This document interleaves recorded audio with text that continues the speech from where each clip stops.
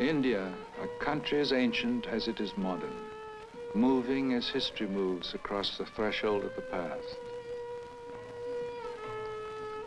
For 5,000 years, wave after wave of the peoples of Asia have streamed across India's borders.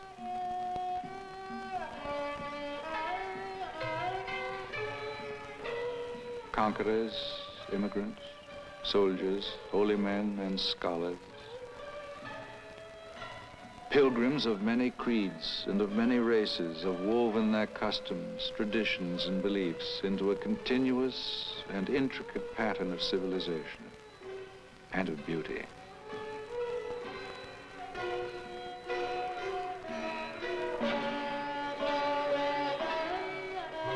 They have farmed and they have fought. They have loved and they have prayed. They have thought and they have played. They have built monuments and palaces and temples and cities. They have written poetry and they have sung songs for 5,000 years.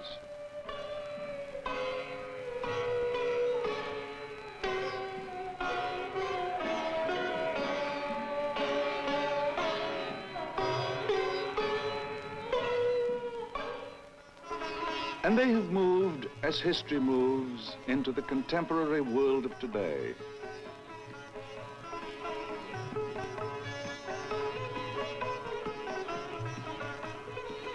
Delhi has been called the city of 7 capitals, the seat of power of 7 ancient dynasties. New Delhi is now the seat of power of India's democratic republic.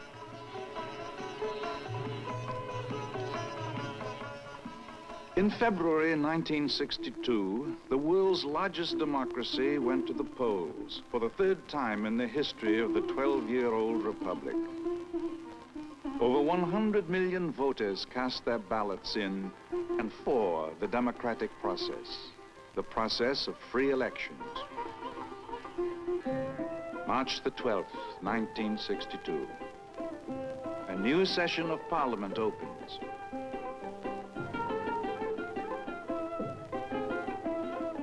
Dr. Rajendra Prasad once more takes his place. The first democratically elected successor to India's past heads of state. India's first president.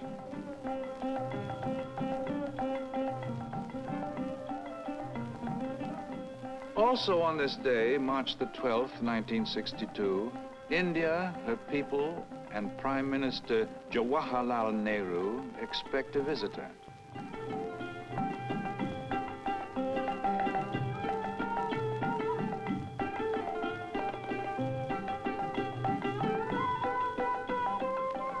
From a sister democracy 9,000 miles across oceans and continents, accompanied by the American ambassador Kenneth Galbraith, comes Mrs. Jacqueline Kennedy, wife of the 35th President of the United States, and her sister, invited guests of the Prime Minister and of his daughter.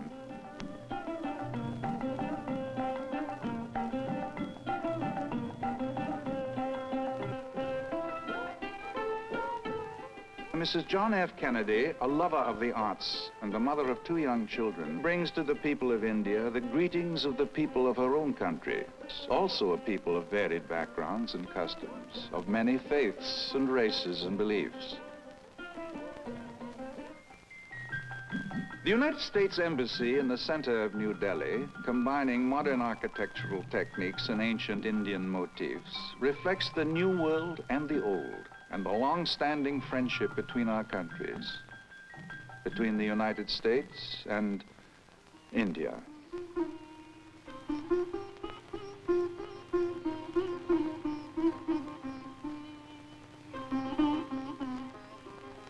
Mrs. Kennedy has a special interest in the culture and traditions, old and new, of the world she is about to enter. This is India, 1962. Kings and emperors and explorers of 5 centuries ago knew and treasured the silk of Benares. Today, the ancient art of weaving joins the 20th century in a procession of silks, brocades, and muslins for fashions that go round the world. The continuity of artistic tradition moves in an unbroken line from the variety and richness of the past to the living art of today.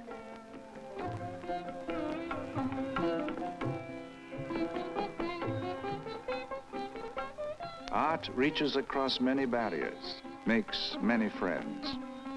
In her own land, Jacqueline Kennedy has given a new place of importance to the American artist. Mrs. Kennedy finds in the young Indian artists who have come to meet her a welcome close to her heart.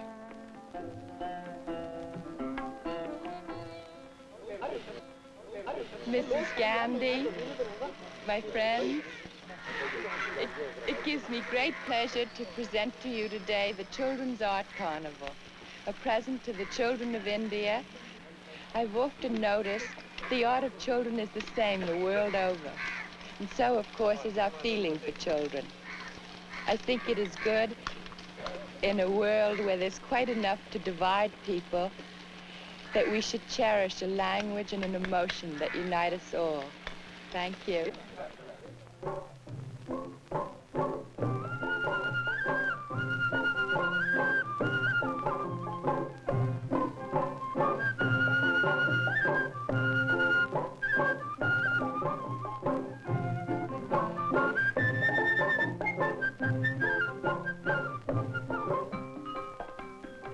The distance from the Prime Minister's gardens in the center of modern New Delhi is measured not only in air miles to Jaipur, capital of the state of Rajasthan.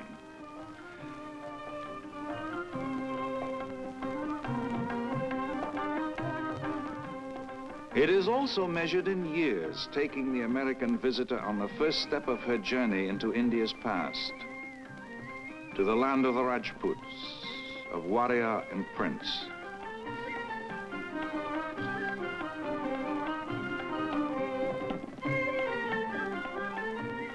Elephants and emperors have always been friends. The rocky road up the hill to the Amber Palace was once traveled on the lumbering backs of elephants by Raja Man Singh I and his retinue of court followers 350 years ago. Alexander the Great marched his armies out of India with 200 elephants. Timur of Samarkand with nearly 1,000 a long time ago.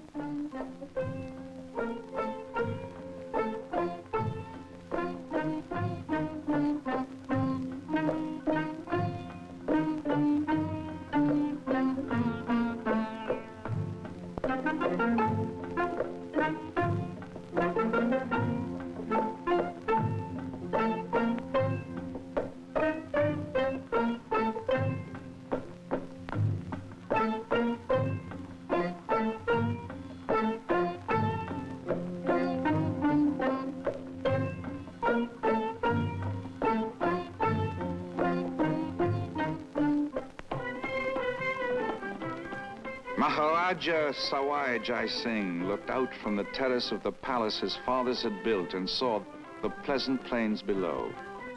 He decided it was time to come out of the fortified hills.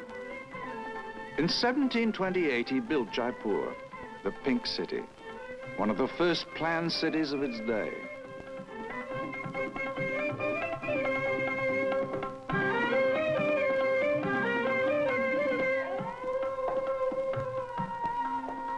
No murmurs of discontent, if there were any, were allowed to reach this monarch's ears in the courtyards of the city palace or the corridors of the Hawa Mahal, the palace of the winds. Maharaja Sawai Jai Singh was a scientist. He preferred to think about the shape of the earth, the universe, and the stars.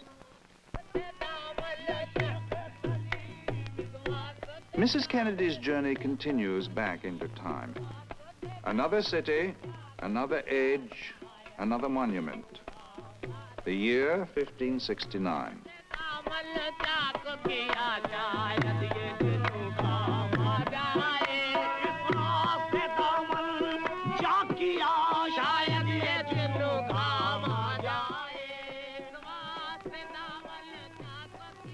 The city abandoned, the emperor long since gone, the monument remains.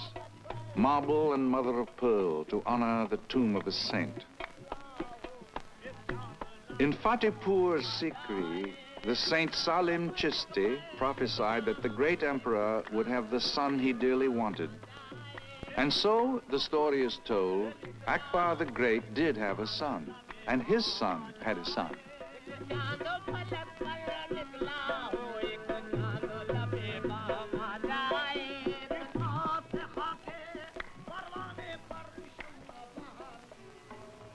The monuments of India's historical past do not, however, belong to the past. They belong to each new day and to the people who live it. To priest and to scholar, to merchant and villager, to neighbor, to stranger, to friend.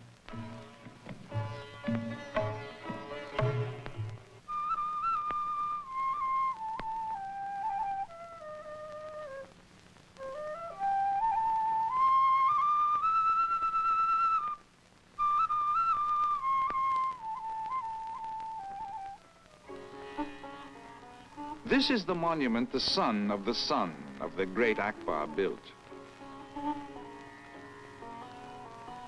A garden of cypress, a pool of still water, and a dome of pure marble. Behind a pierced marble screen, Emperor Shah Jahan entombed the body of his dead wife.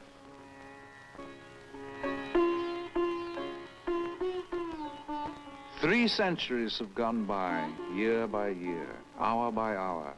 The sky of India touching to immortality the tomb of the emperor's wife.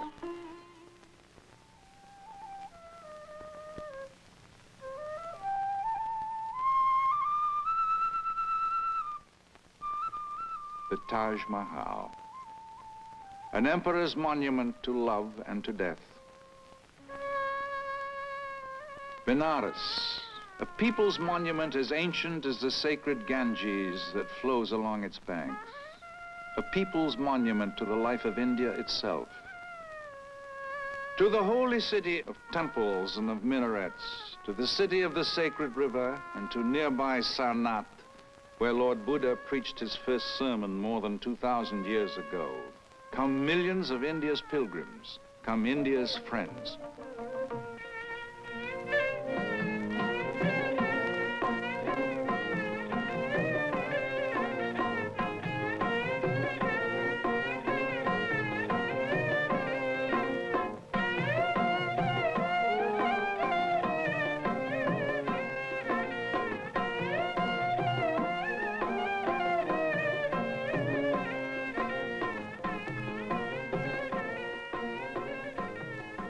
The immense and sprawling life of Benares is a reminder that the people of India form 1/6 of the peoples of the world.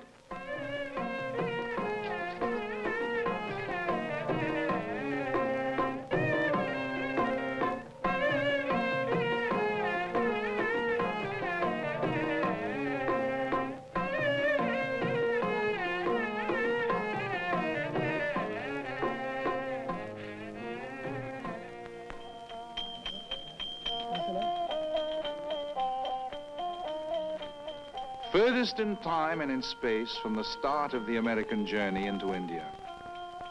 The medieval city of Udaipur with the sunlight still falling on its ancient walls.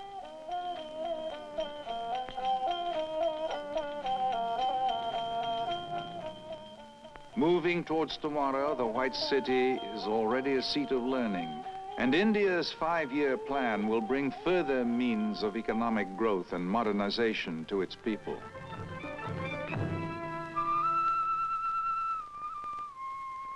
A window on Udaipur's Lake Pichola opens. And as in many other parts of India, Mrs. Kennedy once more looks out on a changing day, on a day of legendary beauty.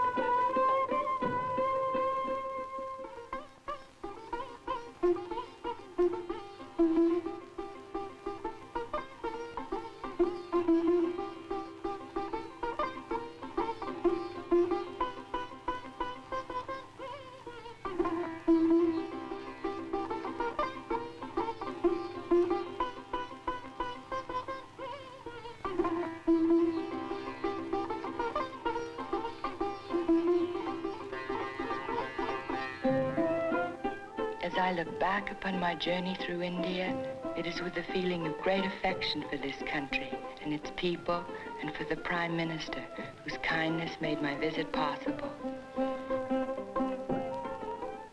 At the end of every day, I could not decide which day was the best. Each day brought new experiences, new friends, and a new welcome.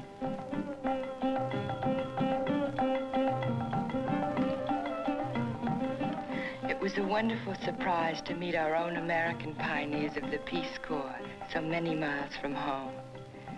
Going the unknown ways, in my husband's words, requires many gifts of character and a confident vision of the future.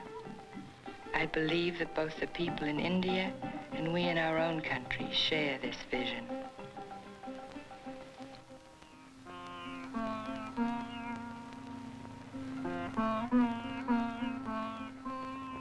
For the gentleman who went his way softly, no marble or ivory monument is needed. Strong in spirit as he was frail in body, Mahatma Gandhi's memorial is in the hearts of his people and in the thoughts of those everywhere who seek to maintain freedom and to secure peace.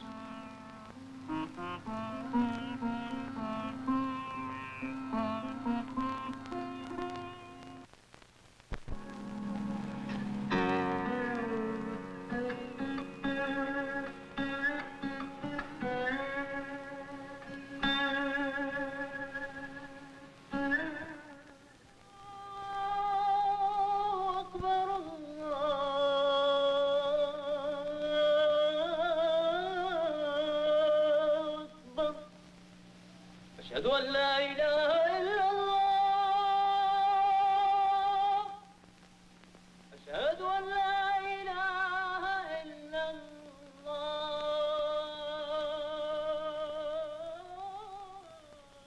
The unity of God, the oneness of the universe, the brotherhood of man.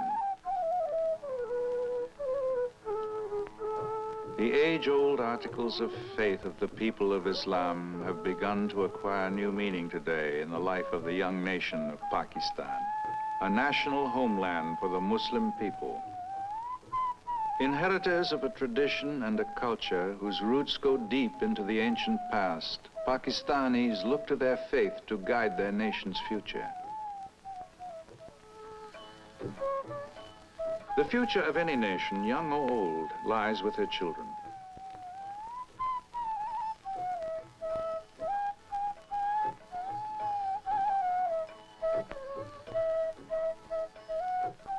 The mother of two young children, Mrs. Kennedy knows what it means to bring a smile to the face of a sick child.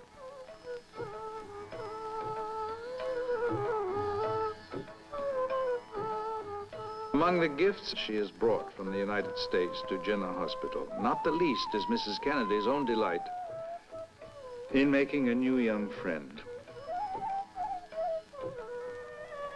Never far from Pakistan's hope for the future are her memories of the past.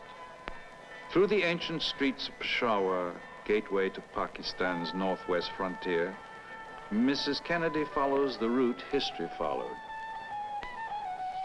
Kissa Khani, the bazaar of the storytellers, for centuries a meeting place of soldier and tribesman, of merchant and scholar on their way down the long stretch of perilous road from the mountain reaches of the Khyber Pass.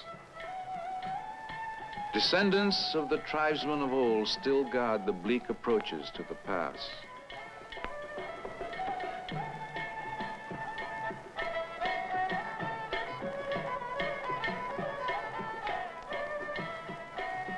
The tribal Maliks still welcome friends in the traditional way, with the traditional gifts.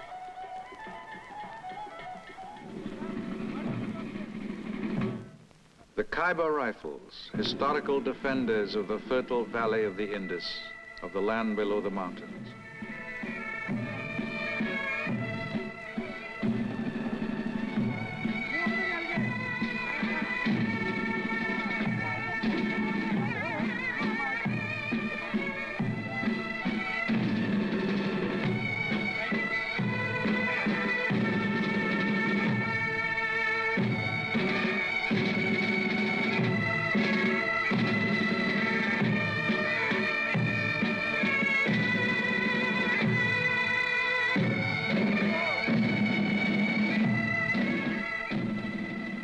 after year, century after century, friend and invader traveled this road.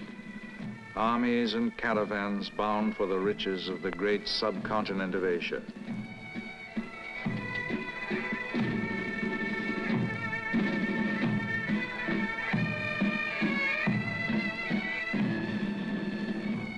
Darius the Great, Alexander of Macedonia, Genghis Khan, Timur of Samarkand swept down across these mountains.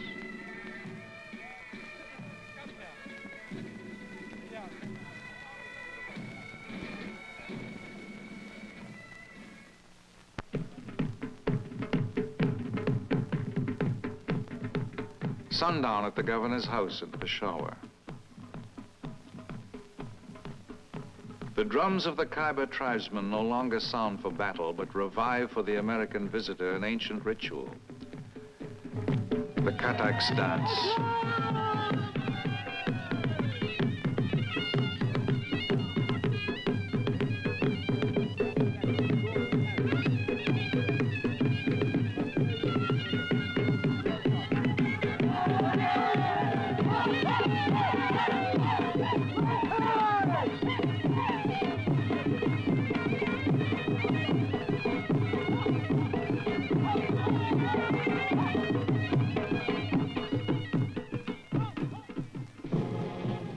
The pomp and ceremony of another day now mark the opening of a modern ritual, celebrating a young tradition in the ancient city of Lahore.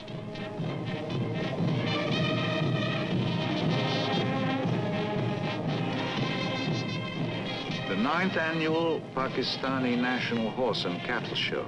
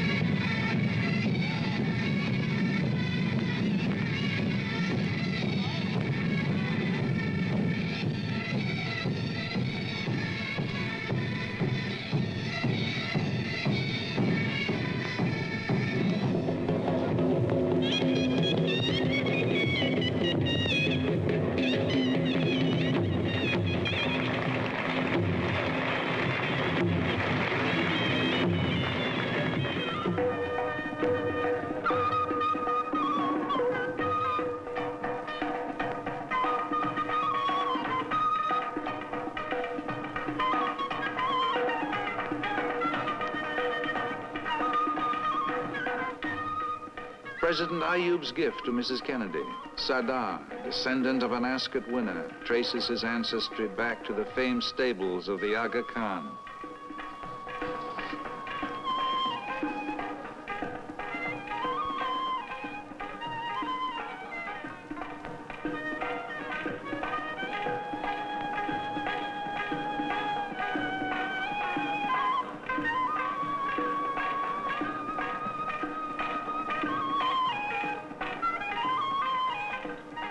A gift from the President and the people. A symbol of the warmth of the welcome the visitor from America received wherever she went.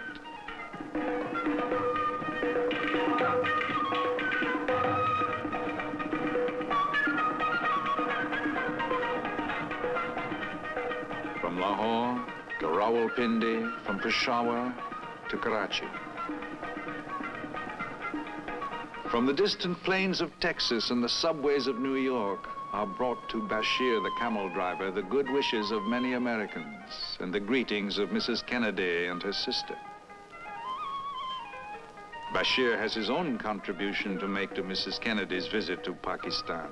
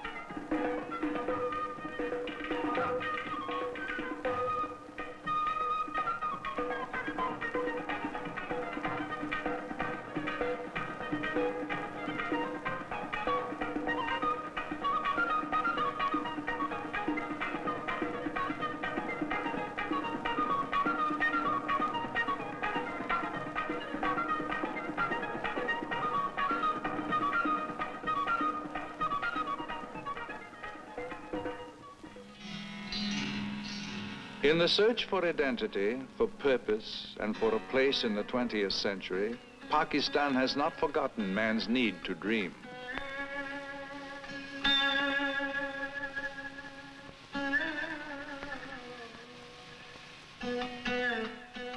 Over 300 years ago, the Shalimar Gardens brought repose to a Mughal emperor. Today, the gardens offer repose and delight to anyone who seeks it.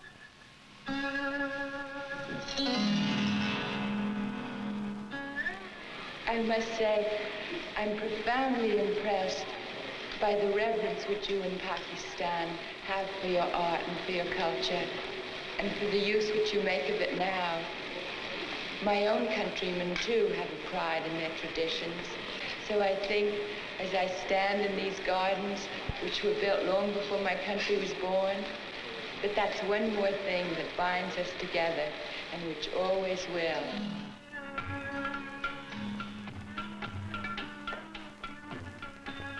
I had always heard of Pakistan's proverbial hospitality, and it was even more than I had expected. I hope that with my husband, I will be able to return again soon to this vital and beautiful country.